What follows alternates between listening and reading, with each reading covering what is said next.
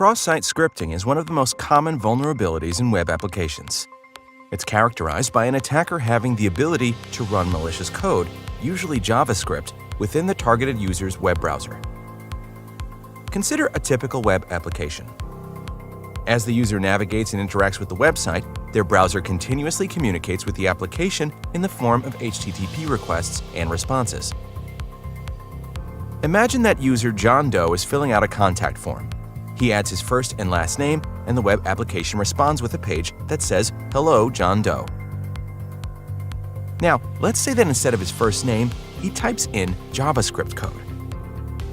The web application will respond with that same hello page, but instead of John, it uses the JavaScript code. When John's browser sees the script tag, it executes the code. A real cross-site scripting attack wouldn't be as obvious. For example, an attacker might get people to click on a link with malicious code embedded, like in an email impersonating a bank or a shortened URL on social media promoting a fake story.